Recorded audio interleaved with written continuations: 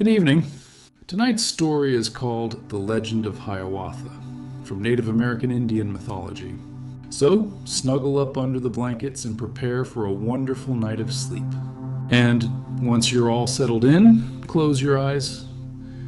I still remember the first time I heard the name Hiawatha, spoken in hushed tones by an elder Mohawk storyteller as autumn leaves spiraled down around our campfire.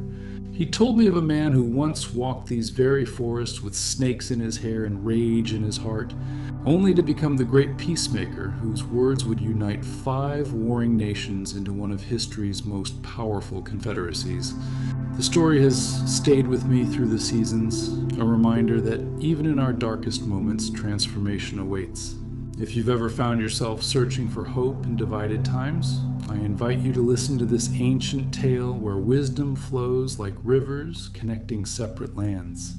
When the embers die and the story ends, perhaps you too will carry a piece of Hiawatha's legacy forward, just as I have since that misty evening beneath the whispering pines. It was late September when I arrived in the Adirondacks, that time of year when the mountains burn with color and morning mist clings to the valleys like a reluctant ghost. I had come as a cultural anthropologist, my recorder and notebook ready to capture the fading oral histories of the region. The university grant would last 3 months, time enough, I thought, to gather material for my dissertation on pre-colonial governance structures. What I couldn't have known was how one chance encounter would transform my academic pursuit into something far more personal. The small cabin I'd rented sat near the edge of a lake, its waters dark and still in the evening light. On my 3rd day, I followed a narrow trail that curved alongside a stream, hoping it might lead to one of the Mohawk communities I'd read about. The path eventually opened to a modest clearing where an elderly man sat mending a canoe, his weathered hands working methodically at the birch bark. He looked up as I approached, eyes sharp beneath silver brows. "You're walking like someone looking for something," he said, setting aside his tools. His voice carried the slight lilt I recognized from recordings of native speakers of Kanyenkeha, the Mohawk language. I introduced myself, explaining my research project with the rehearsed precision of an academic. The old man, who told me to call him Thomas, listened without interruption, the ghost of a smile playing at the corners of his mouth. "So you want to understand the Haudenosaunee Confederacy?" he finally asked, using the proper name for what outsiders called the Iroquois League. "Books and papers can only tell you so much. Some stories need to be heard by the fire, the way they've been told for centuries." That evening, I found myself sitting across from Thomas outside his small home, the smell of cedar smoke and brewing tea mingling with the crisp autumn air. Between us, a small fire popped and whispered as darkness settled around the clearing like a blanket. "Before I tell you about governance and councils," Thomas said, pouring steaming liquid into a clay mug for me, "you should know about Hiawatha, not Longfellow's fictional character, the real man whose life changed the course of our history." He paused, staring into the flames. Hiawatha was not always a peacemaker. Once he was a man consumed by darkness. The tea warmed my hands as Thomas began his tale, his voice dropping to that particular timbre storytellers find when they're reaching back through generations of memory. This was long before European ships touched our shores. The 5 nations, Mohawk, Oneida, Onondaga, Cayuga, and Seneca, shared language and customs, but blood feuds ran deep between them. Vengeance spawned vengeance in an endless cycle. Each tribe raided the others, taking lives that would then be avenged, creating wounds that festered across generations. Thomas described how Hiawatha had lived among the Onondaga. Though some traditions placed him with the Mohawk, he was a skilled orator, hunter, and medicine man, respected for his abilities, but increasingly troubled in spirit. In those days, there lived a fearsome Onondaga leader named Tadadaho, Thomas continued, using his hands to illustrate as he spoke. His mind was twisted with hatred. So powerful were his dark thoughts, that it was said snakes grew from his hair and coiled around his body.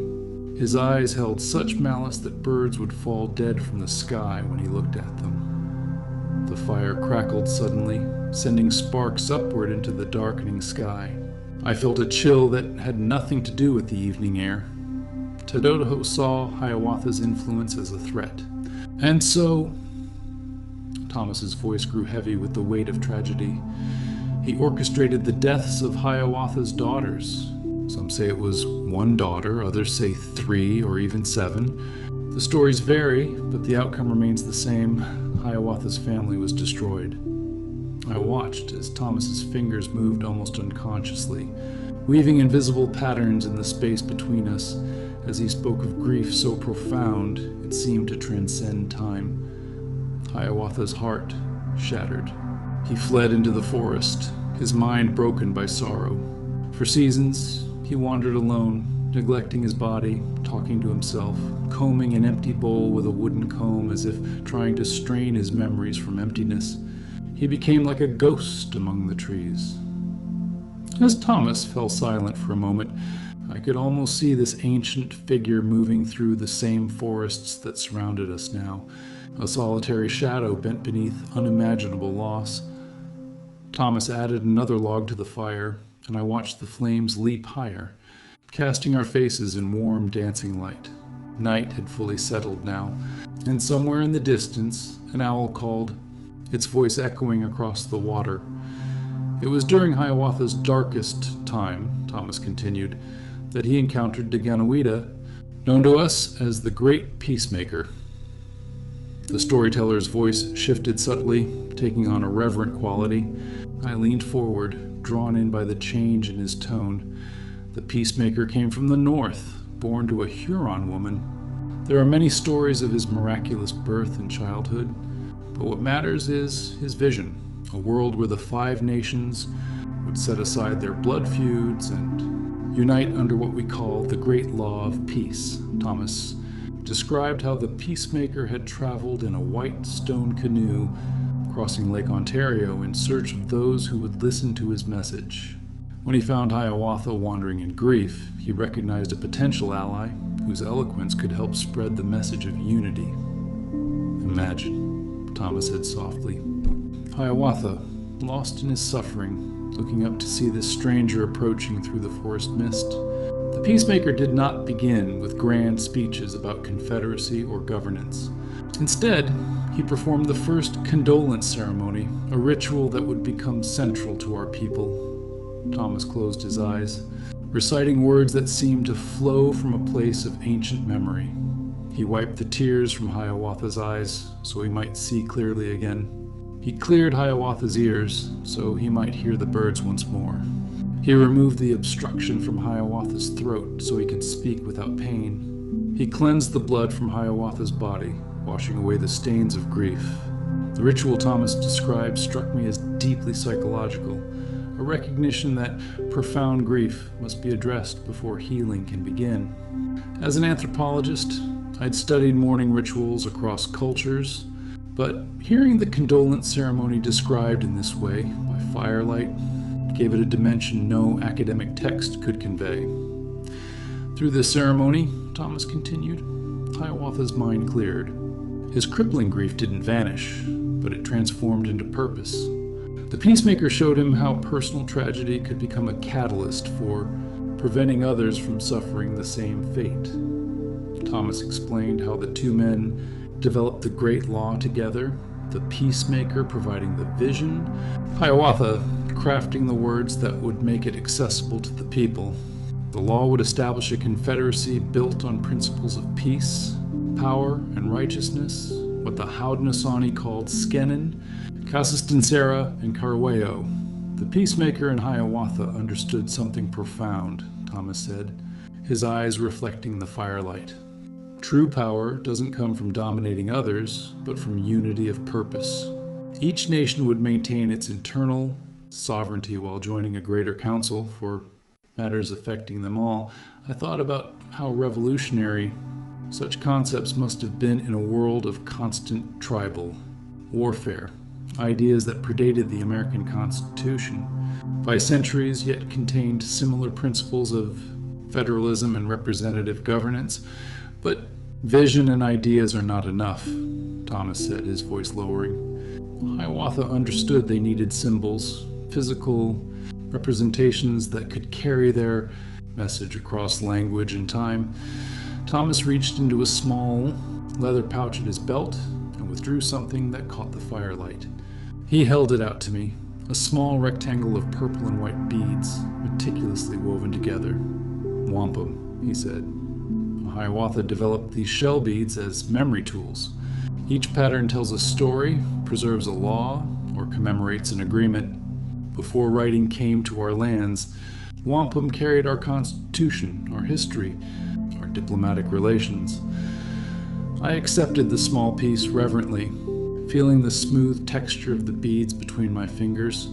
What appeared decorative to outside eyes was, in fact, a sophisticated communication technology. With the condolence ceremony to heal their hearts and wampum to carry their message, Thomas said. Hiawatha and the Peacemaker were ready to begin their journey. They would need to convince each of the 5 nations, one by one, beginning with the Mohawk in the east. The storyteller's voice changed as he spoke of transformation, as if he himself had witnessed Hiawatha's rebirth from grief into purpose. I felt a similar change stirring within me, my academic interest deepening into something more profound, more personal. The night grew deeper around us as Thomas continued his tale. I added my jacket to my shoulders, though the chill I felt came as much from the power of the story as from the autumn air. Above us, stars punctured the darkness, the same stars that had witnessed Hiawatha's journey centuries ago. Wampum was more than memory, Thomas explained, allowing me to continue holding the small textile of beads. It was transformation. The quahog shells with their purple-black hearts, the white whelk shells from the ocean, these were materials that required great effort to obtain through trade networks. The making of wampum demanded patience and precision.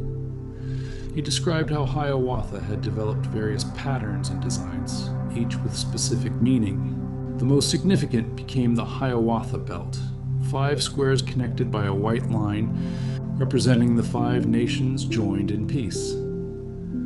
Before Hiawatha and the Peacemaker could present their great law to the councils, they needed to be heard, Thomas said. And to be heard, they needed to be trusted.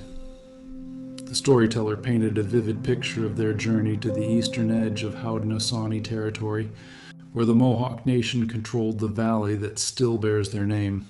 I could almost see the 2 figures moving through ancient forests now long gone, following deer paths and waterways, carrying nothing but their message in small pouches of wampum. They arrived during the hunting season, when many warriors were away from the village. This was deliberate. The women and elders would be more likely to grant them an initial hearing. Thomas described how the travelers were first received with suspicion. Strangers were potential enemies, and the Mohawk had suffered from raids by neighboring tribes. But Hiawatha's eloquence and the Peacemaker's quiet dignity gradually earned them the right to present their vision to a small council. Hiawatha stood before the Mohawk leaders and spoke not of abstract peace, but of specific sorrows. He told his own story, of daughters lost, of a mind unraveled by grief, of the emptiness that follows vengeance. He spoke of how the cycle of retaliation had hollowed out their nations, leaving them vulnerable to outside threats. The firelight flickered across Thomas's face as he demonstrated the oratorical style he imagined Hiawatha would have used. Hands moving deliberately, voice modulating between forceful declaration and intimate confession. With the wampum strings, Hiawatha illustrated the great law, how chiefs would be selected by clan mothers, how decisions would require consensus, how disputes would be resolved through established protocols rather than blood revenge. He showed how each nation would maintain its own council fire, but send representatives to a grand council where matters affecting all would be addressed. I found myself captivated by the sophisticated political structure being described, checks and balances, separated powers, dual sovereignty, concepts usually attributed to Enlightenment thinkers millennia later. The Mohawk leaders listened but did not immediately decide, Thomas continued.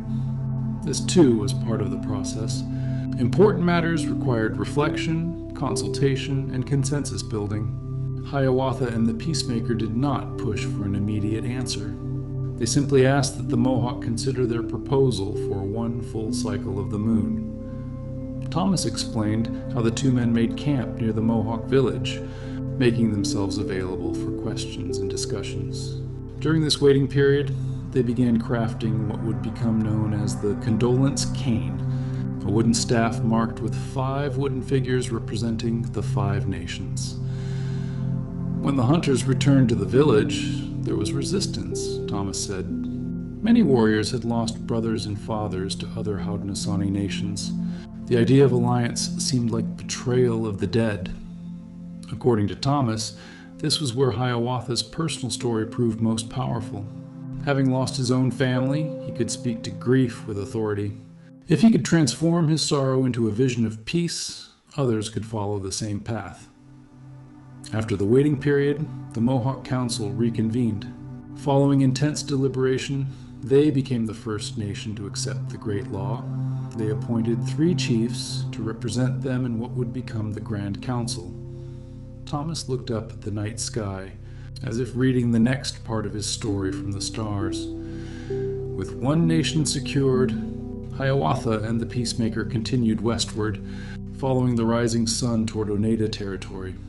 The path ahead would grow more difficult, particularly when they would eventually have to face Tadodaho, the twisted chief whose actions had set Hiawatha's journey in motion. I shivered slightly, imagining the courage it would take to confront the architect of one's deepest suffering.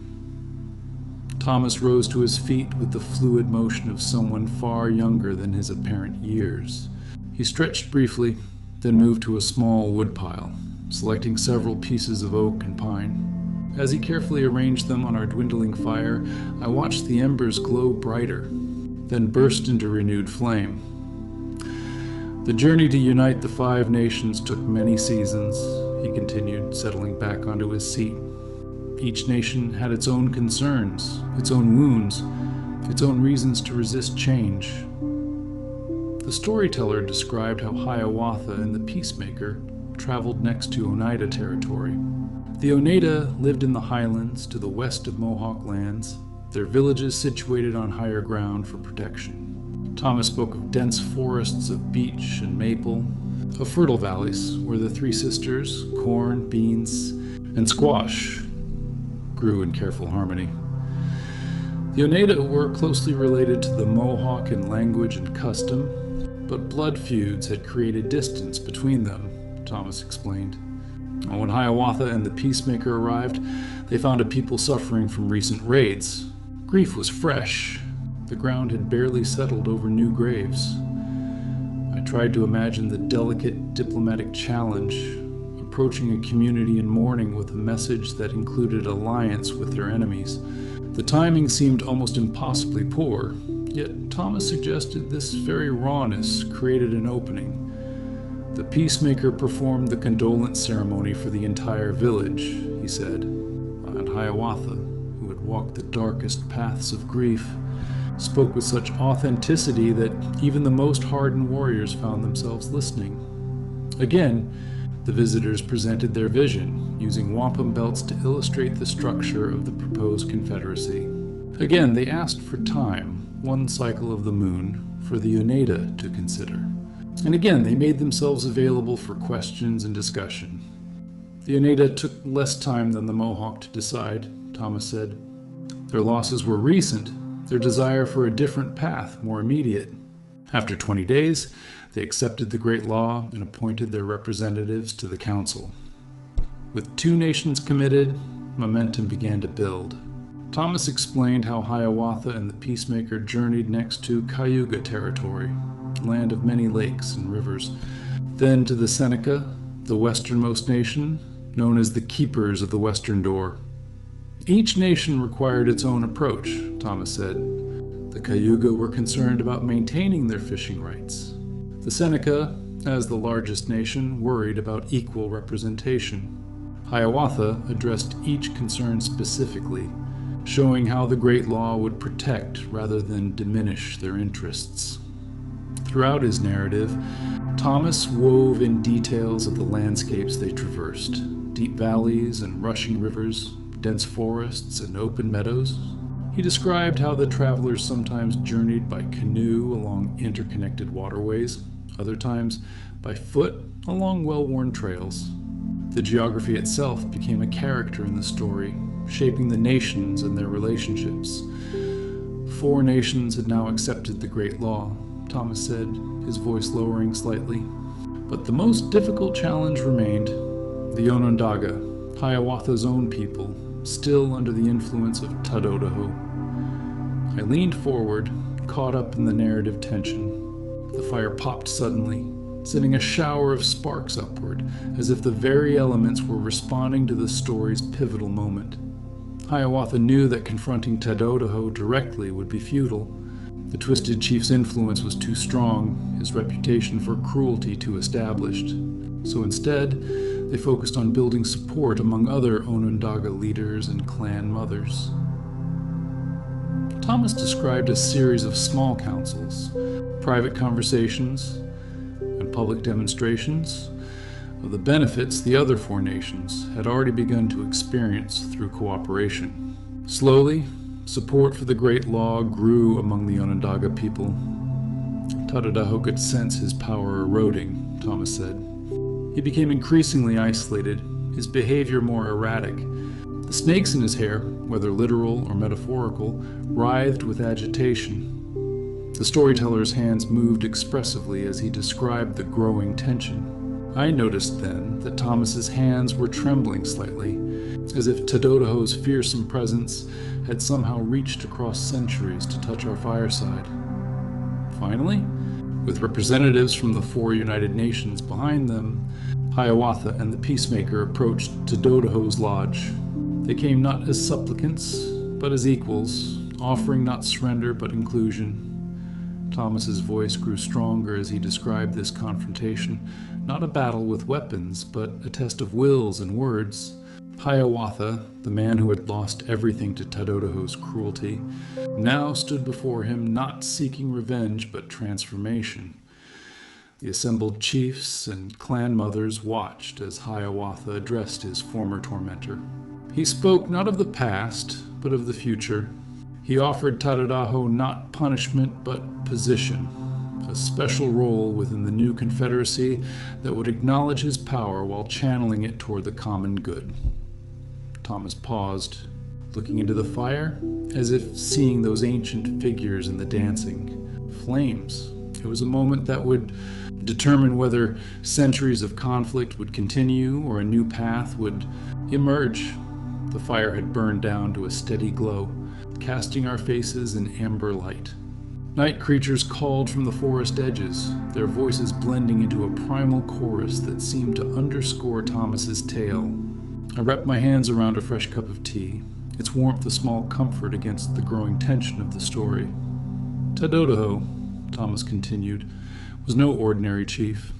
His power came not just from fear, but from his reputation as a possessor of dark medicine. Some say he could kill with a glance, others that he could read thoughts and predict the future. Whether these abilities were real or imagined, they gave him extraordinary influence. Thomas described how Tadodaho sat in his lodge, surrounded by symbols of his power, the skins of animals killed in hunts, tokens taken from enemies, objects of personal medicine. Most distinctive were the snakes that appeared to writhe in his hair, which some stories described as literal serpents, others as a metaphor for his twisted thoughts. When Hiawatha entered, witnesses said the snakes hissed and coiled more tightly around Tadodaho's head, sensing a threat to their host.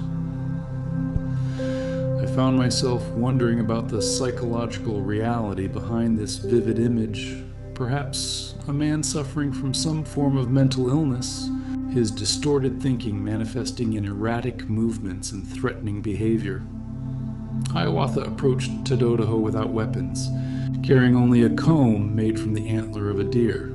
This was no ordinary comb, but one invested with the power of the great law, each tooth representing one of the principles that would govern their new confederacy.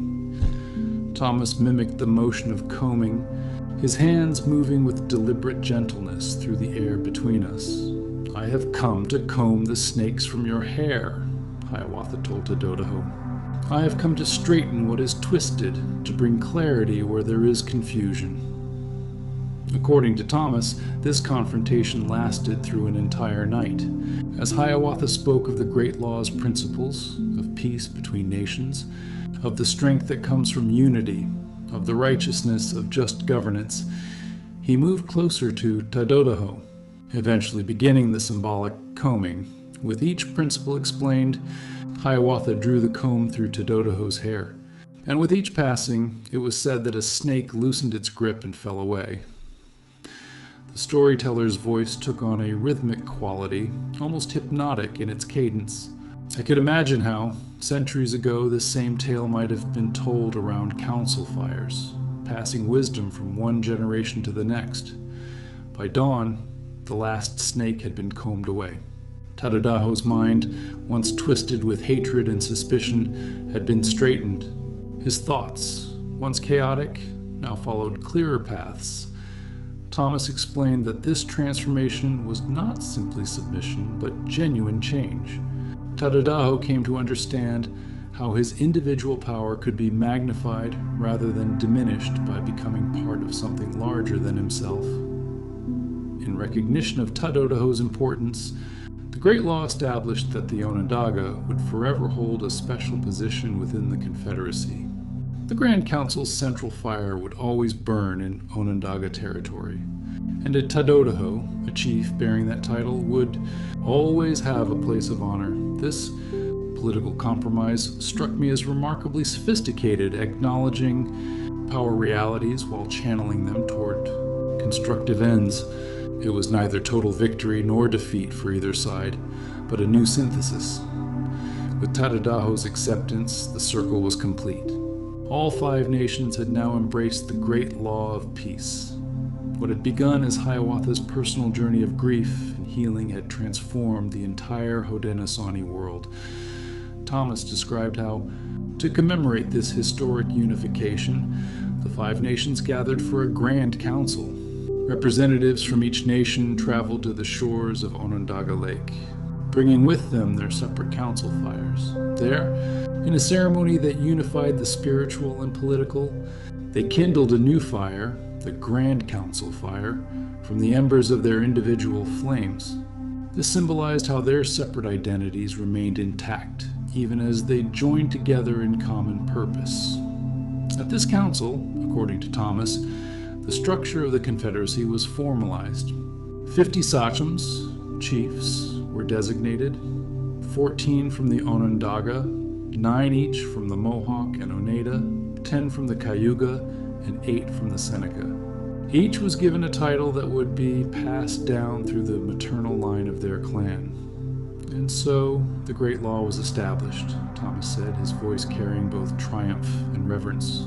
A constitution created not through conquest, but through consensus, not through domination, but through healing. The fire between us seemed to burn brighter for a moment, as if in recognition of this ancient accomplishment. Night had deepened around us, the forest a dark presence beyond the circle of firelight.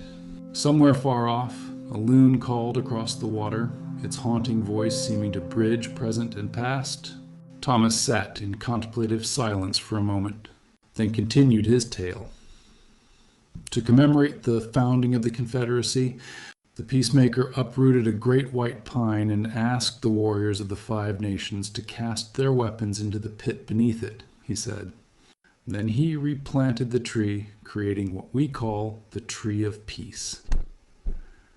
Thomas explained the rich symbolism of this tree, how its needles, clustered in groups of 5, represented the original nations, how its roots extended in the 4 sacred directions, inviting other peoples to follow them to find shelter under the tree, how an eagle perched at its top watched for approaching danger.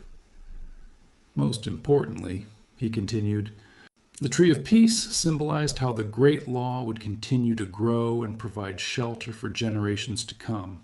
It wasn't just an agreement for that moment, but a living system meant to evolve and endure."